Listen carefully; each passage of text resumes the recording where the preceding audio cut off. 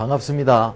여러분들과 노량진에서 전공영어 일반영어 영미문학 파트를 함께 해온 김유석입니다.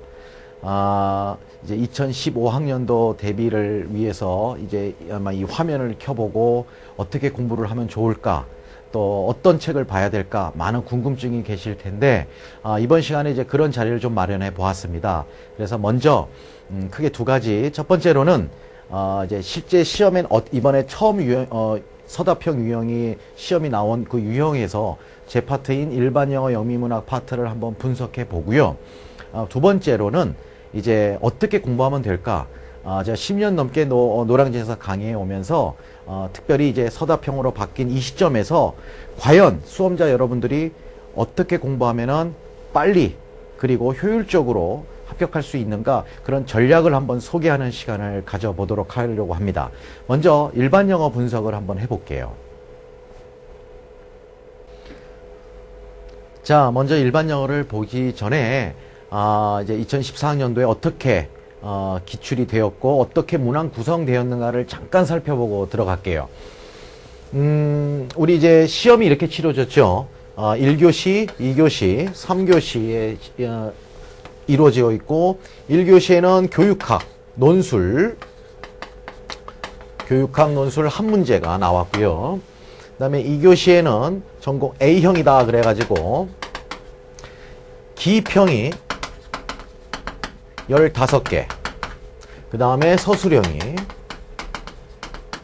6개, 그 다음에 이제 B형에는 서술형이 2개, 그 다음에 이제 논술형이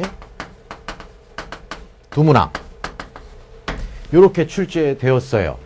언뜻 보면 여러분들이 뭐가 걱정이 되나요? 아마 처음 준비를 하시는 분들은 아마 나 영어 라이팅이 좀 자신이 없는데 이 논술형이라는 것을 어떻게 써야 되나, 많이 아마 처음에는 이제 기출문제를 제대로 보지 아니하면 우려를 많이 해요.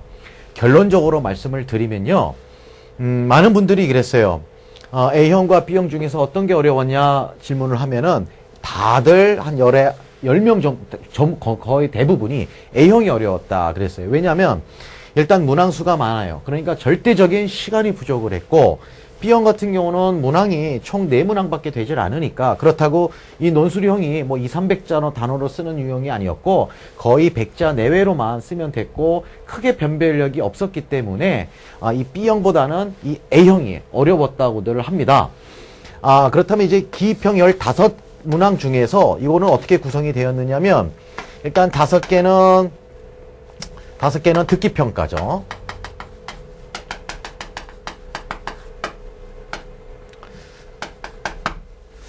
아마 전 세계에서 5개로 듣기 평가를 하는 시험은 아마 우리 중등 임용고사밖에 없을 거예요.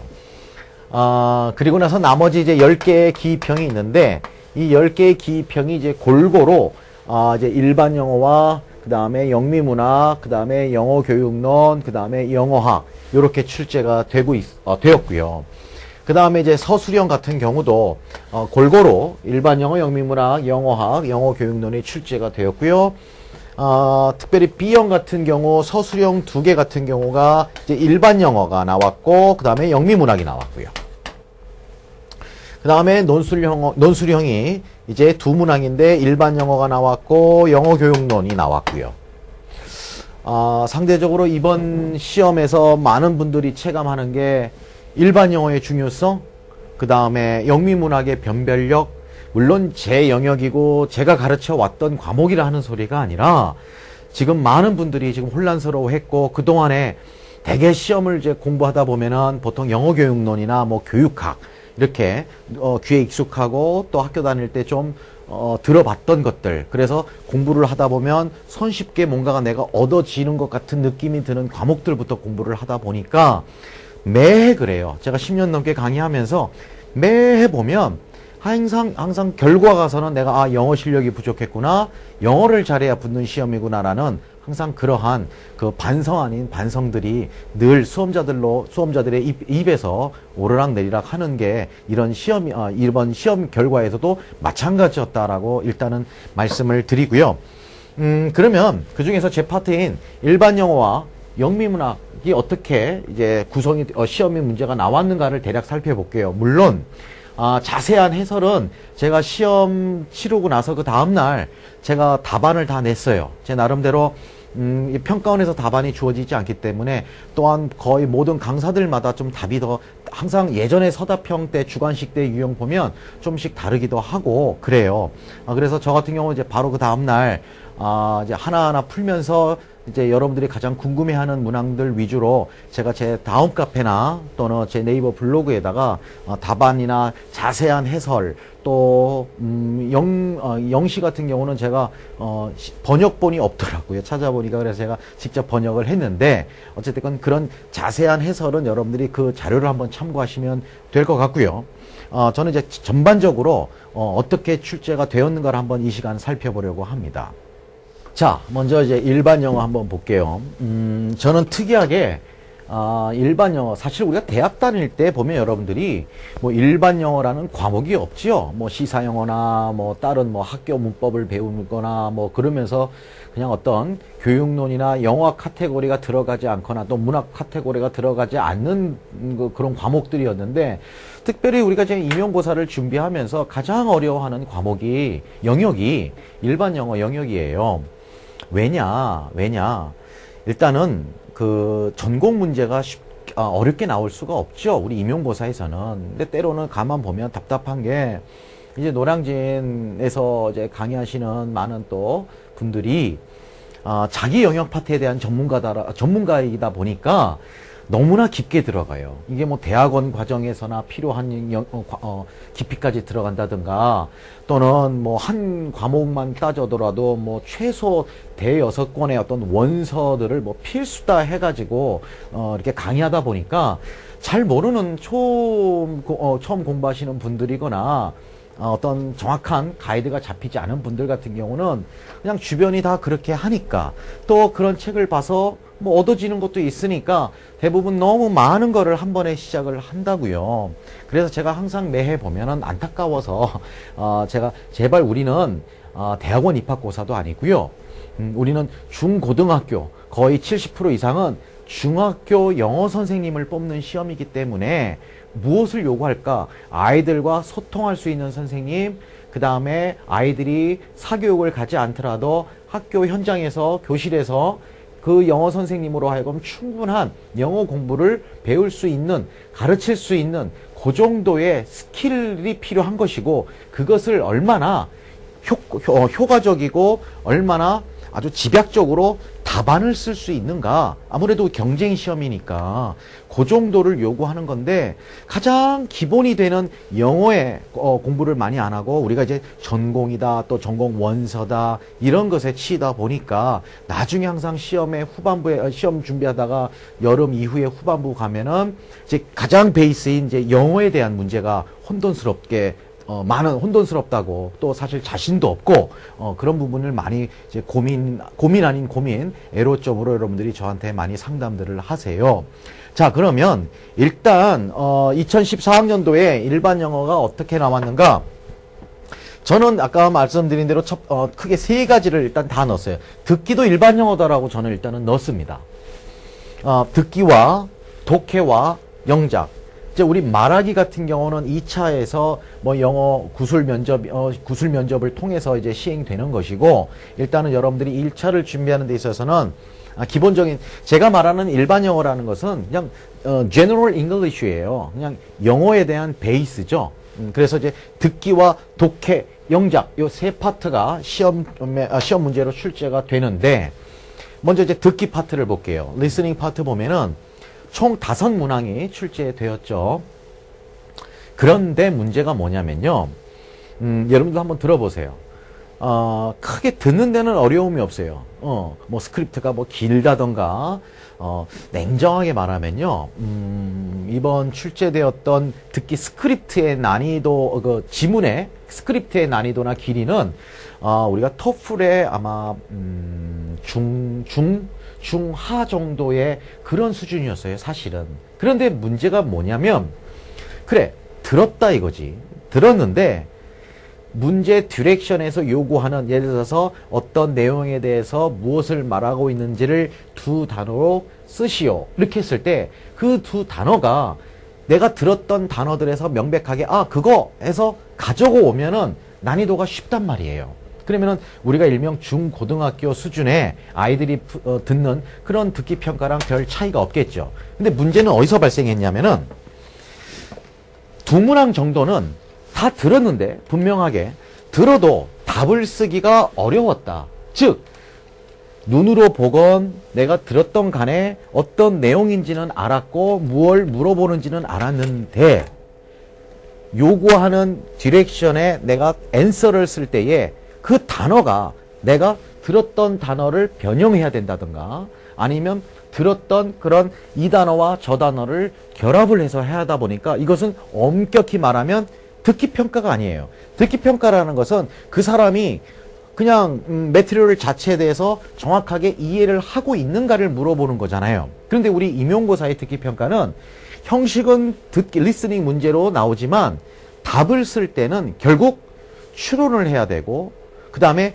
영어에 대한 어떤 감각과 영어에 대한 스킬이 필요했던 그런 문제다. 그래서 제가 5문항 중에서 2문항 정도는 답을 쓰기가 굉장히 어려운 일반 영어 유형이었다라고 저는 이번에 평가를 해봅니다. 그러면 이걸 어떻게 대비를 해야 될까? 일단은 뭐 여러분들이 많이 듣는데 노출을 해야 되지만 가장 중요한 것은요. 눈으로 보건 내가 귀로 듣건 간에 우리는 답을 쓰는 거예요. 인풋이 아니라 내가 많은 강의를 듣고 많은 책을 보는 게 아무리 물론 중요하겠지만 그게 다 허사가 되는 게 무엇이냐면 내가 답안에서 정확하게 주어진 시간에 내가 쓰질 못하면 내가 100권의 책을 읽었다고 평가자들이 채점관들이 그걸 이해해 주는 것도 아니고 답에 대해서 얼마나 정확하게 썼느냐 안 썼느냐. 객관식 시험 같은 경우는 내가 이해만 하고 있더라도 답이 보기에 있기 때문에 내가 그 중에선 가장 요게 좋겠다라는 것을 고를 수가 있지만 우리 주관식 유형에서는요. 어떤 답에 대한 어떤 데이터나 그런 것들이 보기에 주어지지 아니하고 다 거의 지문이나 또 리스닝 같은 경우는 스크립트에 있어요. 그걸 가지고 다시 추론하는 인포를 해가지고 하는 그러한 능력을 물어보더라. 고로 제가 이제 항상 늘 강조하는 우리가 말하는 일반 영어가 바로 그거다. 그냥 단순히 무슨 독해책 무슨 뭐 어휘책 공무원이나 편입 공부하는 친구들이 보는 그러한 책이 중요한 게 아니라 그런 방식대로 공부해서는 우리가 우리 임용고사에서 얘기하는 일반 영어 방식이 아니다라고 제가 늘 강조하고 있는 그런 부분이에요. 그래서 지금 아마 처음 준비하는 여러분들 입장에서는 어떤 리스닝의 파트는 아직은 크게 뭐 부담을 갖지 않더라도 앞으로 제가 하는 여러 가지 이제 추론을 제가 훈련시킨다든가 아니면 어떤 로직 그 다음에 답을 쓸 때에 2단어를 쓸 수 있고 3단어를 쓸 수 있고 또는 4단어를 쓸 수 있는 그러한 논리적 배열 제가 이런 것들을 강의할 때 그런 것들을 꼼꼼하게 여러분들이 아마 같이 연습을 한다면은 이런 부분들은 나중에 지금은 잘 안 들리고 지금은 조금 당황스럽더라도 아직 이제 시험 보려면 아직 1년 시간이 있기 때문에 그 기간 동안에는 결국에는 다 듣는 거는 큰 문제가 없으실 거라고 생각이 들어요. 나중에 제가 이제 강의를 통해서 좀 더 자세히 설명을 할 거고요. 자, 이제 두 번째는 이제 독해 파트인데 사실 독해는 우리가 reading이잖아요. reading comprehension인데 제가 여기다가는 이제 writing이라고까지 했어요. 안타깝게 제 입장에서는 독해 문제가 이제 2문제가 나왔어요. 사실 좀 더 많이 나와야 된다고 봐요. 제가 볼 때는 한 최소한 3, 4문제는 아마 내년에 다시 나오지 않을까 생각이 드는데 이제 문항수가 많고 적으면 중요하지 않아요. 적은 문항이 나오다 보니까 상대적으로 그 문항들이 변별력이 있다는 거죠.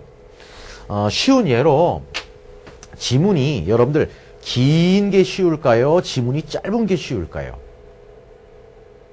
지금 제가 말하는 그 문맥상 여러분들한테 드리는 질문의 의도는 짧은 게 어렵다라는 거죠. 긴 거는 정보가 많이 있어요. 짧은 거는 정보가 상대적으로 적기 때문에 굉장히 유출을 많이 해야 되는 그러한 어려운 난이도라는 거지. 마찬가지로 어떠한 우리가 이제 임용 공부를 할 때에 어떠한 영역에서 문항수가 많이 나왔다. 보통 그걸 강조하지. 강사들은. 그쵸? 이게 몇 퍼센트의 비중을 차지합니다. 그렇지만 문항수가 많이 나오면 상대적으로 다 같이 정답을 맞히는 문항수도 많은 거예요. 근데 문항수가 적게 되면은 출제자들이 알아. 이거 기껏해야 한두 문제를 내는데 여기에서 누구나 맞힐 수 있는 변별력 없는 문제를 내면은 내나 마나 하니까 문항수를 적게 내는 영역 같은 경우는 거기에서 굉장히 난이도가 높아진다는 거죠. 맞아요. 이번 같은 경우도 그랬던 거야. A형에서 한 문항이 나왔어요. 그 다음에 B형에서 한 문항이 나왔어요.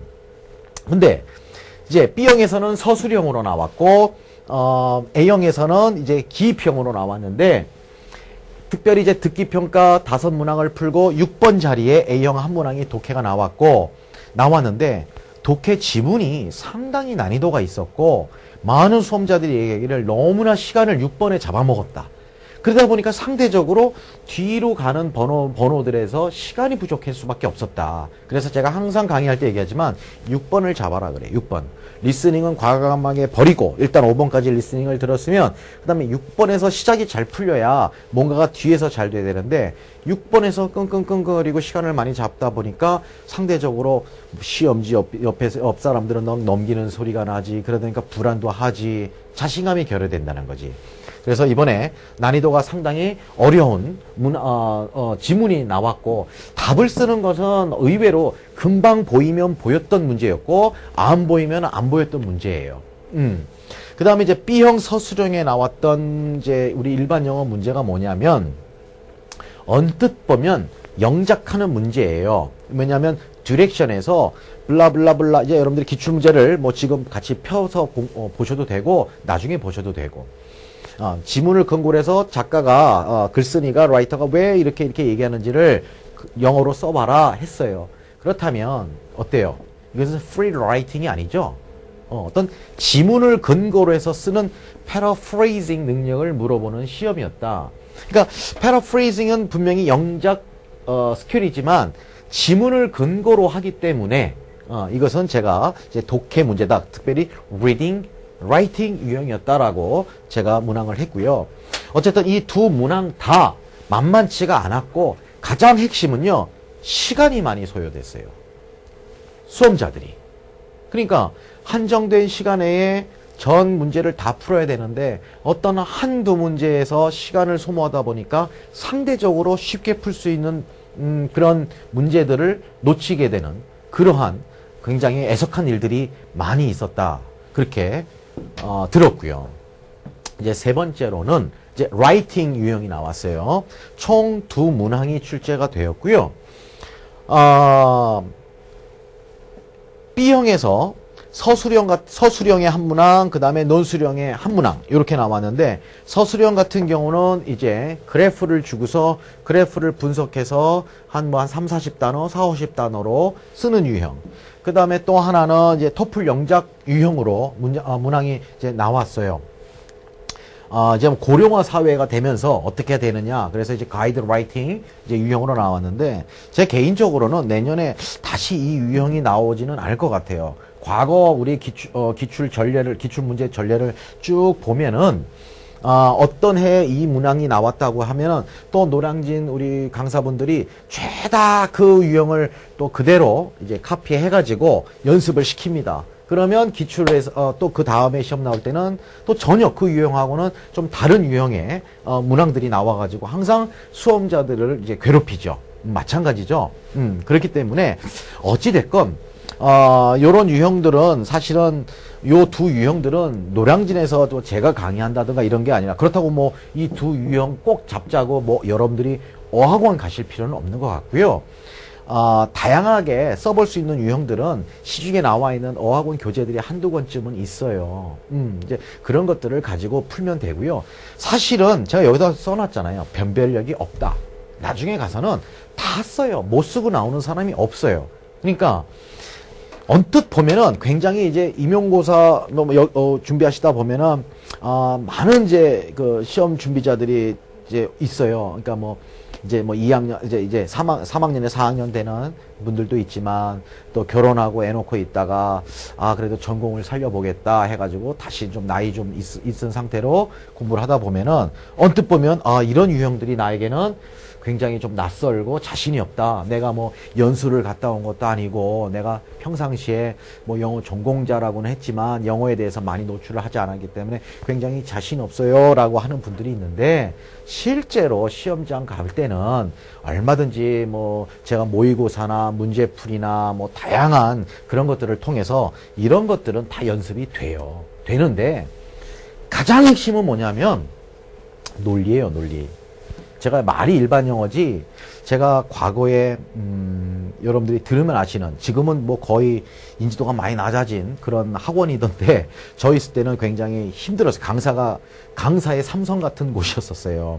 그런 학원에서도 강의했었고 해봤을 때, 그랬을 때 그런 말했던 독해 문제랑 우리 임용고사랑 문제를 언뜻 보면 비슷한데, 잘 들어가 보면은 우리 임용고사, 특히 선생님을 뽑는 시험 같은 경우는 얼마나 이 선생님이 아이들에게 귀에 쏙쏙, 그 다음에 명확하게 전달할 수 있는가를 물어보는 시험이에요. 많은 선생님이 엄청나게, 그러면은 다 촘스키나 브라운이나 뉴난 데리고 와야지 그런 선생님들이 필요한 거잖아요. 아니란 말이지. 우리는 중학교 1학년이건 중학교 2학년이건 중학교 3학년이건 고등학생이건 그 눈높이에 맞춰서 선생님이 얼마나 학생들 수준의 이해를 시킬 수 있는가를 물어보는 게 바로 우리 임용고사의 본질 아니냐고요. 맞죠? 그렇다면 핵심은 뭐냐? 막연한 영어 실력, 막연한 어휘 외우기 많이 들으면 된다? 노. 그러려면 몇 년이 걸리잖아요. 몇 년 또 우리 해왔는데도 안 된단 말이지. 우리의 일반 영어는 결국은 뭐냐면요, 논리력을 바탕으로 하는 거예요. 그다음 분석력을 바탕으로 하는 것이고, 나에게는, 본인에게는, 수험자들에게는 유추의 능력들이 필요한 것이고, 이 모든 것들이 어찌 보면은 굉장한 기본적인 실력을 베이스로 한 순발력 싸움이 되는 거잖아요. 근데 이게 손쉽게 잡히질 않는다는 게 맹점이죠. 다른 전공들은 제가 그래서요, 작년에도 그러고 재작년에도 그러고 거의 10여 년 동안 저는 변함이 없어요. 조금 다른 전공은 늦게 공부를 하세요. 왜냐? 아니, 모든 걸 이렇게, 우리가 뷔페 식당 가면은 한 뭐 100가지 음식이, 50가지가 음식이 있으면 50가지를 동시에 접시에 담아서 다 먹을 수는 없단 말이지. 봐서 이 식당에서 가장 잘하는 음식이 뭐냐? 이렇게 전략적으로 간다던가, 먹고 싶었던 것들을 이렇게 먼저 구경하고 나서, 그럼 내가 선별적으로 이렇게 가려야 되는데, 그럼 보통 이제 초수다. 나는 이제 임용을 시작한다. 막막하다. 가이드가 없다라는 전제로 가다 보니까 그냥 슬레이팅이 없는 거야. 그냥 무조건 종합반, 또 무조건 뭐 교육학, 뭐 책, 무조건 다 사놓고, 그냥 귀가 열지. 그러니까 이 사람 얘기도 들어보고 저 사람 얘기 하다 보니까 숨이 턱턱 막힌 상태로 임용 공부가 시작된다는 거죠. 그래서 제가 늘 말씀드리지만, 기출문제를 한번 봐라. 보면은, 주변의 말에 의해서 끌려다니는 것이 아니라, 내가 뭐가 부족하구나. 그렇다면 이 부분을 내가 먼저 시작을 해야 되겠고, 조금 괜찮은 영역들 같은 경우는 조금 나중에 시작할 뿐이지, 꼭 그거를 동시에 하실 필요는 없다는 말이에요. 사실 이거 마지막 부분에 가서 얘기할 부분인데, 하여간 일반 영어는 이렇게 나왔으니까 제가 이제 구체적인 건 좀 더 수업 시간에 이야기하도록 할 거고요. 다음은 이제 영미문학 파트를 한번 볼게요. 자, 이제 영미문학 볼게요. 세 문항이 출제되었어요. 세 문항이. 시와 그 다음에 산문, 소설 골고루 출제가 되었고요. 개인적으로는 다 좋은 작품들, 그 다음에 좋은 문제들이었다라고 평가를 해보고 싶습니다. 근데 이제 보통 시가 최근에 보면은 거의 이제 뭐 16세기에 셰익스피어의 소넷이나 또는 20세기의 유명한 작가들의 작품들이 출제가 되는 경향이었는데, 올해 시험 2014학년도 시험 문제에서 시가 19세기 이제 중후반에 영국의 빅토리아 시대에 그 활동하던 작가, 또 그 시대의 사회상을 반영한 그러한 시가 나왔어요. 사실 그 작가, 이 작가의 이 시는 굉장히 유명한 시지만 사실 우리에게 많이 알려진 시는 아니었고, 어쨌든 제가 그동안에 강의를 하거나 교재를 쓸 때에는 그래도 대학에서 많이 이제 기본서로 다루는 공통적인 요소들을 뽑아서 교재로 만들고 이제 강의를 해 왔는데, 그걸 의식해서 했는가? 하여간, 이번 같은 경우도 저도 사실은 처음 봤던 작품이어서 조금은 당황을 했고요. 사실 어떤 면에서 시험을 보고 나서 수험자들이 굉장히 많은 저에게 전화, 문자, 뭐 카톡 질문을 너무 많이 하셨어요. 도대체 이 시의 주제가 뭡니까? 뭐 전쟁에 대한 시라고들 주변에서 하는데 맞습니까? 그래가지고 제가 제일 먼저 시를 이제 먼저 번역해보고 그 다음에 시에 대한 답안을 올렸었지요. 문제 유형은 주제와 관련돼서 제가 늘 말씀드리지만 여러분들이 이제 문학 테스트를 일반 영어로 접근하는 경향들이 많아요. 주변에 또 그런 말들을 한다며요. 뭐 문학 공부 뭐 따로 할 필요 없다.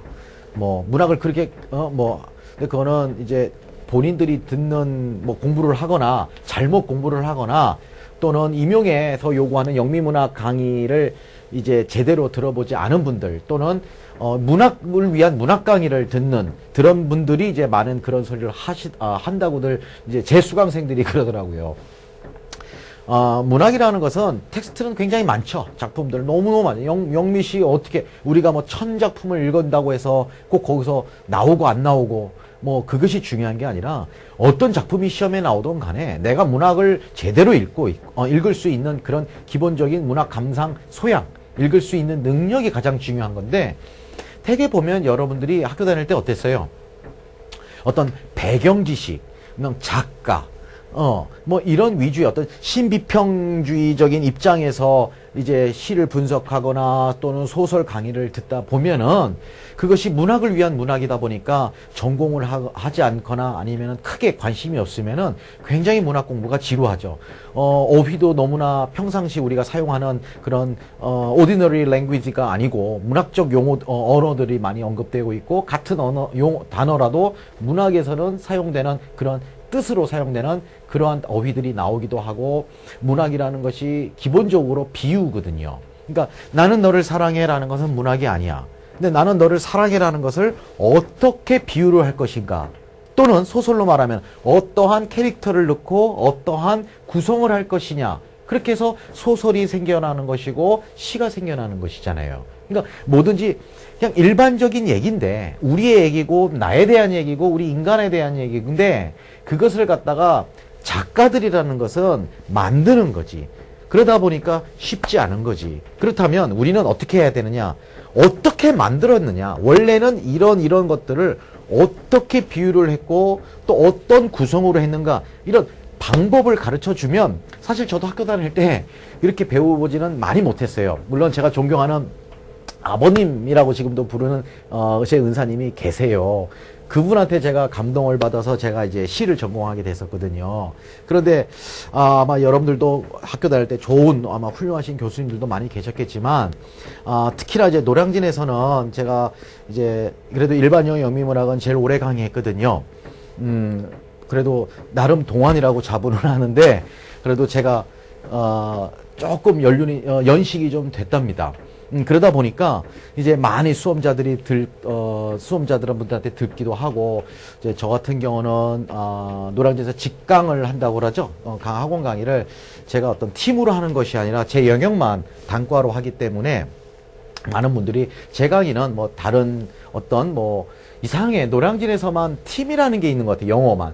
국어 수학 같은 경우는 팀이 거의 이제 유명무실해졌어요. 왜냐하면 팀이라는 게 그렇잖아요. 패키지로 만들어서 조금 이렇게 덤핑으로 파는 개념이잖아.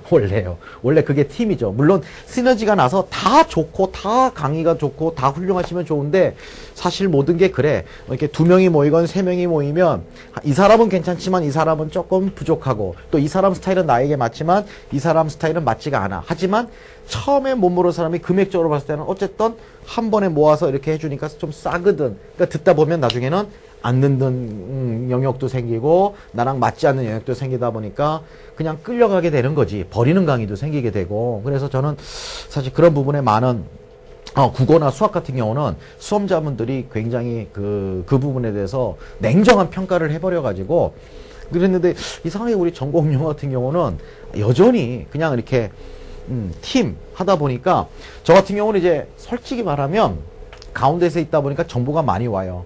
선생님, 제가 강의는 이제 인터넷 수강자분들이 많잖아요. 그러다 보니까 아마 여러분들도 그럴 거예요. 아마 어떤 팀을 신청했지만 일반 영미문학 파트가 너무나 부족해서 또는 저랑 맞지 않아서 선생님을 단과로 또 수강을 합니다 하시는 분들이 많아요. 그러다 보니까 뭐 그곳에서 어떤 식으로 강의를 해서 불만이 있는지 뭐 이런 것들이 좀 들려요. 그러니까 제가 결론은 뭐냐면 문학을 위한 문학 강의를 저는 절대 하지 않습니다. 물론 저도 과거에 한 4, 5년 차까지는 그랬죠. 근데 이제 10년 넘게 강의하다 보니까 이제 보여요. 솔직히 말하면 임용고사를 위해서는 이분들한테는 요 정도만 가르치면 되는구나. 그런데 요거를 갖다가 어떻게 반복을 시켜야 되고 어떻게 다양하게 연습을 시켜야 되는구나. 많은 작품을 읽는 것도 중요하지만 그렇다고 작품 수에 내가 많은 작품을 읽는다고 해서 우리가 뭐 영미문학 파트를 내가 시험에서 다 맞는다고 그러면 저는 뭐 1년 내내 매일매일 강의도 할 수 있겠죠. 근데 많은 작품이 있는 게 중요한 게 아니라 시를 읽는 법, 산문을 읽는 법, 소설을 읽는 법이 다 달라. 문학뿐만이 아니야. 영어학을 볼 때 영어학 텍스트를 공부하는 방법과 연결원 텍스트를 공부하는 방법이 또 다르고 일반 영어 텍스트를 공부하는 법이 다르고 영미문학 파트도 다른데 그 와중에서도 시를 접근할 때와 산문을 접근할 때와 소설을 접근할 때는 조금씩 다르단 말이야. 그래서 저 같은 경우 또 일반 영어를 같이 강의하고 있잖아요. 그러다 보니까 때로는 제가 문학을 위한 문학이 아니라 좀 문법 설명도 해보고 문학을 강의하면서 문법적인 얘기도 하고 좀 뭐 이렇게 얘기를 하다 보니까 일단은 여러분들이 좀 이렇게 쉽다, 이해하기는 쉽다 그래요. 근데 가끔 이제 우스갯소리로 선생님 좀 있어 보이게 좀 해주세요. 이런 말을 해요. 뭔가 아는 척도 할고 뭐 작가 배경 지식 설명하면은 굉장히 뭐 좀 아는 것 같겠죠. 근데 중요한 건 여러분들의 목적은 여기 소양을 갖추기 위한 것도 아니고 뭐 교양을 갖추기 위한 것도 아니고 시험에 합격하는 거잖아요. 그래서 일단 가장 기본적으로 여러분들이 시라는 것이 어떻게 읽어야 되고 시에서는 어떤 것들이 문제가 나오는가. 제가 이 얘기를 하고 싶어서 그래요. 제가 늘 얘기하지만 무조건 시에 대해서는 주제를 아세요.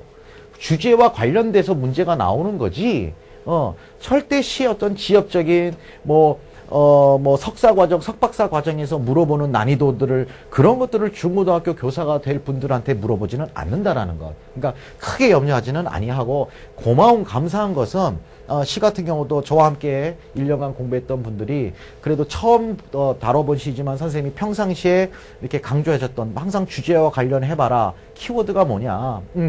그런 텍스트 분석적으로 한번 접근해서 그래도 어떤 희망이라는 단어 그 다음에 성공이라는 그런 키워드를 잡아냈습니다. 그래서 어느 정도 답안에는 맞춰진 것 같습니다라는 그런 말들을 많이 들어서 다행이다 생각이 들었고 산문 같은 경우도 제가 작년에 여기 헨리 데이비드 스토로우의 그러니까 19세기 초에 미국의 초월주의 작가예요. 그런데 초월주의는 뭐 나중에 얘기하고요. 이 월든이라는 이 산무 수필집인데 소로우가 쓴 이것이 사실은 임용고사에서 2003년도입니까 기출이 나왔었어요.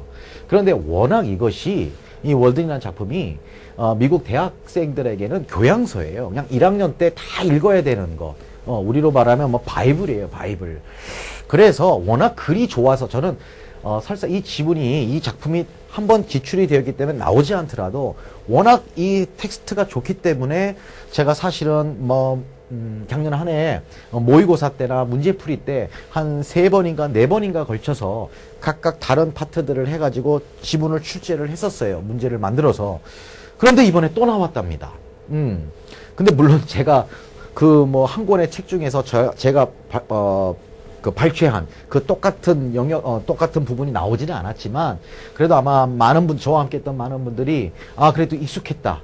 그 다음에 이런 글들을 많이 봤고, 혹시나 싶었는데, 역시나 이제 또 이 작품이 나왔기 때문에, 그렇게 큰 어려움은 없었습니다. 그래서, 근데 사실 답안의 논란이 너무나 많았던, 여러분들이 질문을 많이 했던 문항이었어요. 왜냐면, 디렉션이 이제 기출문제를 한번 보시면 좋겠는데 디렉션 자체에서 이제 출제자가 조금 영작을 함에 있어서 좀 착각을 했던 것 같아요. 논란의 요지는 분명히 있다고 저도 생각은 합니다만, 그러나 출제자의 의도를 안다면은 이거는 답안의 논란은 그렇게 없었거든요. 무슨 말이고 하니, 디렉션 자체에서 공중 누각에 reach 하기 위해서, reach, 도달하기 위해서는 사실 공중 누각이라는 것은 좀 네거티브 코노테이션이잖아요. 그런데 그 다음에 이제 주절에서 나오는 디렉션이 그럼 우리는 뭐를 믿어야 된다. 그래서 그 핵심어를 쓰는 거였는데 그 핵심어가 지문 첫 줄에 즉 우리가 일반 용어로 따진다면 토픽 센텐스에 해당하는 그 부분에 나와 있어요. 바로 dreams라는 것. 그래서 저는 당연히 저와 함께 이제 공부를 했던 친구들은 제가 항상 늘 핵심어다. 라인 바이 라인 해석은 물론 첫 전반기에 강의할 때 보면 기본적인 영어 실력을 갖춰야 되니까 저도 꼼꼼하게 하나하나 다 해요. 애들 그 고등학교 애들처럼. 하지만 이제 후반부 문제 풀 때 가서는 이제 그런 과정을 저와 함께 연습했다는 전제로 해서 키워드들 그다음에 이 키워드가 어떻게 패러프레이즈 돼 있나 그런 것들을 이제 집어서 강의를 했었는데 거기서 연습했던 친구들은 아마 손쉽게 썼을 거라고 저는 생각이 들고 실제로 또 어느 정도 많이 맞췄다라고 제가 얘기를 들어서 굉장히 속으로는 뿌듯한 문제였고요. 사실 이 산문이라는 것은 어떻게 보면은 아마 이 문제, 이 지문과 문제를 여러분 처음 보시건 풀었던 분들은 이것이 문학 파트에서 월드라는 작품, 산문이 나온 게 아니라 그냥 일반 영어 문제이구나라고 풀거나 또 앞으로도 보실 때 그렇게 느끼시는 분들이 많을 거다 생각이 들어요. 사실은 그래서 이제 요 파트는 제가 이제 전반기 강의 때 여러분들과 함께 할 거니까 그거는 이제 추후에 보도록 하고요. 소설 같은 경우, 여러분, 프랑켄슈타인 나왔어요. 우리 영화는 다 알죠. 또 만화책으로도 다 봤죠.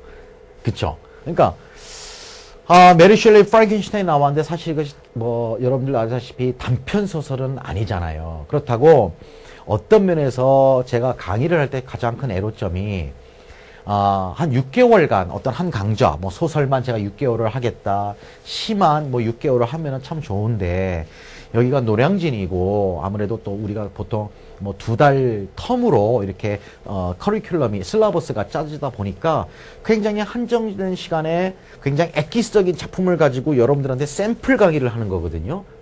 그 다음에 여러분들이 더 자기 시간을 많이 가지면서 이제 저와 함께 연습했던 그 훈련대로 여러분들이 혼자서 공부하십시오라고 강의를 하는 건데 그러다 보니까 상대적으로 중편소설 길이의 그런 작품들을 수업 시간에 다루지는 못해요. 그러나 제가 늘 얘기하지만 그렇다고 제가 소설을 우리가 100권을 읽으면 합격할 거냐? 그건 아니라는 거지. 그러니까 소설 텍스트에 대한 접근 그 다음에 감상, 그 다음에 제가 마지막 특강 때 얘기했잖아요. 작년에. 항상 소설이 나오면 갈등과 관련 지어라. 갈등이다. 소설은 갈등이고 시는 주제다. 그것이 물어보는 출제자의 올바른 태도다. 라고 말했어요. 아니나 다를까 이번에도 소설의 가장 기본이 되는 갈등을 물어보는 문제를 지문에서 단어들을 끌어와 가지고 쓰게 하는 문제였어요. 그러니까 그렇게 어렵게 유형은 아니었는데 사실 펼쳐져 봐야 되겠죠. 상대적으로 틀린 분들은 또 많이 틀렸을 것이다. 왜냐? 이 문제 하나만 딱 봤을 때는 풀 수도 있어요. 근데 시험 문제가 전 영역을 주어진 시간 내에서 세트 형식으로 다루다 보니까 어떤 문항에서 시간을 많이 지체하면은 어떤 문항은 나중에 집에 와서 보면은 풀 수 있었는데 그때는 시간이 모자라서 그냥 못 풀거나 또는 착각을 하거나 이런 실수들을 많이 하시더라고요. 자, 어찌됐건 우리가 문학을 한번 이렇게 봤고 자, 다음으로는 이제 시험이 이렇게 나왔는데 그러면 이제 2015학년도 어떻게 준비를 해야 과연 좋을까요? 솔직한 제가 답변 또 솔직한 저의 생각을 한번 여러분들께 전해드리고자 합니다.